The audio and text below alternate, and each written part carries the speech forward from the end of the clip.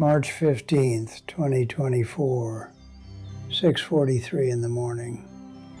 That's when I opened my Wells Fargo statement and saw the number that made my coffee cup slip from my hands. $11,217. That's what's left of a lifetime.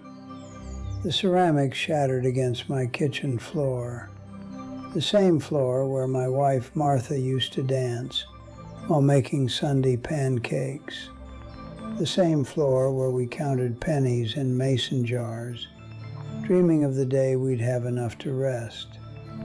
I saved every dollar for 40 years, worked double shifts at the Ford plant in Dearborn, clipped coupons like they were made of gold, never bought the name brand cereal, never went to Olive Garden, even when the kids begged. Martha and I, we had a plan. $300,000 by retirement. We made it. We actually made it. I remember the day I hit that number, December of 2019. I was 80 years old, and I felt rich. Richer than any man had a right to feel. Martha was already gone by then. Cancer took her in 2017. But I could hear her voice that morning. Harold, we did it. We actually did it. The bank account showed $301,847. I printed that statement and put it in the same shoebox where I kept our marriage certificate. I thought I was set. I thought I was smart. I thought wrong. The first mistake was trusting my nephew Kevin. He had this way of talking, smooth as butter on warm toast. Kevin worked for some investment firm in Detroit, wore suits that cost more than my monthly Social Security check. Uncle Harry, he'd say, that money is just sitting there dying. Inflation is eating it alive. Let me put it to work for you. I should have said no. Should have remembered what my father told me about keeping your money where you can see it. But Kevin, he made it sound so simple. Conservative investments, he called them. Blue chip stocks, treasury bonds, safe as houses. I gave him $200,000 in January 2020. 2 months later, the world stopped. COVID hit, and the stock market crashed like a meteor. I watched my account balance drop every single day. 200,000 became 150, then 120, then 90. Kevin stopped returning my calls. When I finally got him on the phone, he said the same thing they all say. It's just a correction, Uncle Harry. The market always comes back. You just have to be patient. Patient. Easy word to say when it's not your life savings disappearing. But the market crash wasn't the worst part. The worst part was what happened next. I got sick. Started with chest pains that wouldn't go away. Shortness of breath that made climbing my own stairs feel like Mount Everest. The doctors at Henry Ford Hospital ran every test they could think of. Heart disease, they said. Advanced. Surgery was the only option, and it wasn't going to be cheap. Medicare covered some of it, but not all. Not even close. The hospital bills started arriving in thick manila envelopes. $47,000 for the surgery, $19,000 for the cardiologist, $8,000 for the anesthesiologist, $22,000 for the 3-day stay. The numbers blurred together like rain on a windshield. I had insurance, but insurance companies have more lawyers than a courthouse. Every claim was a battle. Every procedure was questioned. Every pill was scrutinized. They found reasons to deny coverage I never knew existed. Out-of-network this, pre-authorization that, experimental procedure here. The appeals process took months. The bills couldn't wait. I started pulling money from what Kevin had left me. $50,000 here, $30,000 there.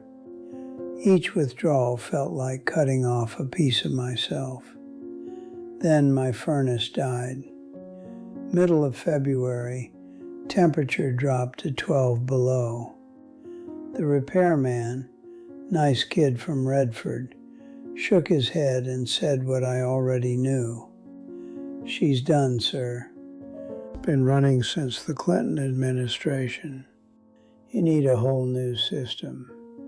$8,000 for a new furnace. $8,000 I didn't have. For heat I couldn't live without."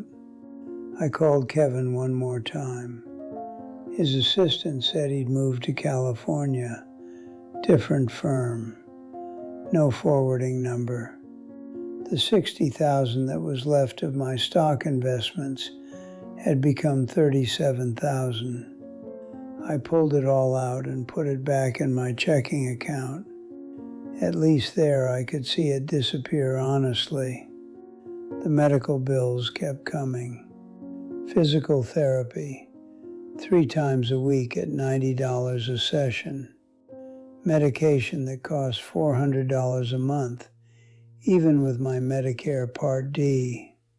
Follow-up appointments with specialists who charged $300 to tell me what I already knew. I was getting old, and old costs money.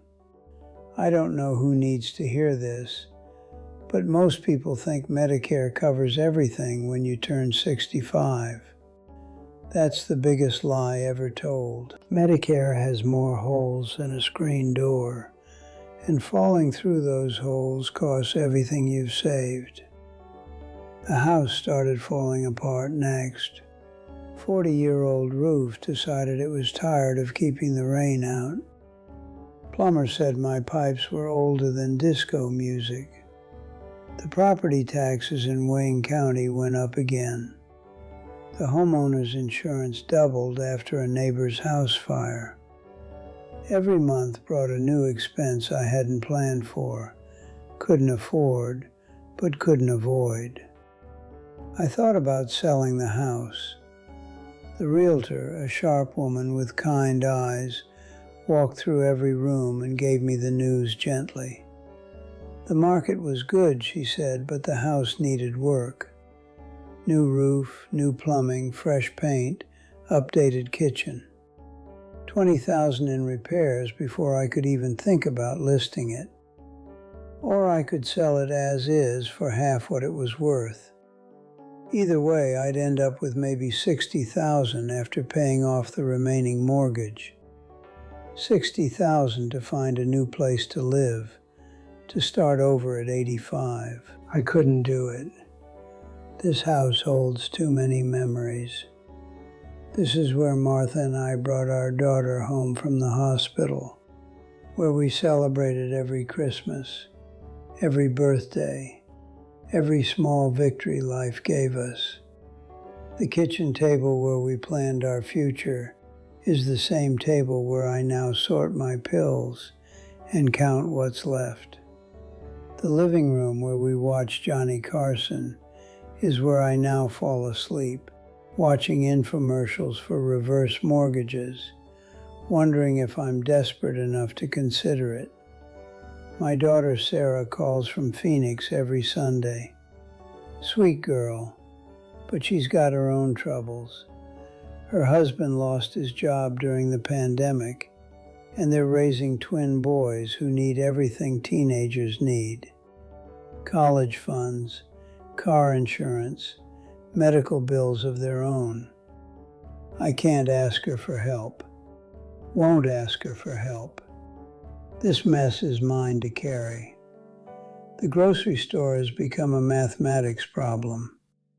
I walk the aisles with a calculator app on my phone, adding and subtracting like I'm solving for X. Generic brands only. Store coupons doubled on Tuesdays. Ground beef when it's marked down for quick sale. I haven't bought a steak in 2 years. Haven't eaten at a restaurant since my 83rd birthday, when Sarah took me to Cracker Barrel, and I spent the whole meal worried about the $15 check. Social Security gives me $1,847 a month. Sounds like a fortune until you subtract the mortgage payment, the utilities, the insurance premiums, the medication costs. By the time I pay for what I need to stay alive, there's maybe $200 left for food. $200 to feed myself for 30 days. That's less than $7 a day. I've become an expert in dollar store dinners and day-old bread. The bank statements are the hardest part. Every month I sit at this kitchen table with my reading glasses and a cup of instant coffee, watching the numbers get smaller. $11,217. That's all that's left of 40 years of work. 40 years of waking up at 5 a.m., of missing my daughter's school plays because I was pulling overtime, of driving cars until they fell apart, of wearing shoes with holes until payday. 40 years of believing that if I just worked hard enough, saved enough, sacrificed enough, I'd be okay. The math is simple and terrifying. At this rate, I've got maybe 8 months left before the account hits zero. 8 months before I have to choose between the mortgage payment and the heart medication. 8 months before I have to decide which utility bill to skip. 8 months before I become one of those old people I used to feel sorry for at the grocery store, counting food stamps and hoping they have enough. I keep thinking about what I could have done differently. Maybe I shouldn't have trusted Kevin with my money. Maybe I should have sold the house when Martha first got sick and we saw the medical bills coming. Maybe I should have moved somewhere cheaper, somewhere without Michigan winters that require expensive heat. Maybe. But the truth is, I did everything they told us to do. I worked hard. I saved money. I lived below my means. I invested in America. I trusted the system that promised if you played by the rules would take care of you. The rules lied. Here's what nobody tells you about being old and poor in America. You become invisible. The young cashier at Meijer doesn't see you counting change. The doctor doesn't see you choosing between tests. The neighbors don't see you picking up cans along the roadside for the 5-cent deposit. You're just another old man taking too long in line, asking too many questions about prices, being difficult when you should just be grateful. But I'm not grateful. I'm angry. Angry at myself for being so naive. Angry at a system that rewards people for having money while punishing people for needing it. Angry at insurance companies that find new ways to say no. Angry at politicians who talk about protecting seniors while making it impossible for seniors to survive. Angry at a world that measures a man's worth by his bank balance instead of his character. I wake up every morning and the first thing I do is check that balance on my phone. $11,217. Every morning it's a little bit less. Every morning I'm a little bit closer to having nothing left but the memories in this house and the regret in my heart. There are more stories I need to get off my chest about what it really means to grow old in America. If you want to hear them, hit subscribe. I'll be here at this same kitchen table with these same bank statements until the money runs out or my time does. The hardest part isn't being poor. The hardest part is knowing I was careful. I was responsible. I was everything society told me to be. And it wasn't enough. It's never enough when you're fighting a system designed to separate you from your money, one medical emergency at a time. If you've made it this far in life, if you're still healthy, still working, still believing the lie that saving money will save you, learn from my mistake. The house always wins. And in America, the house is the medical system, the insurance companies, and the government programs that promise everything and deliver just enough to keep you breathing, but not enough to keep you living. I saved for 40 years and retired with $300,000. At 85, I have $11,000 left. Do the math on your own future. Do it while you still can.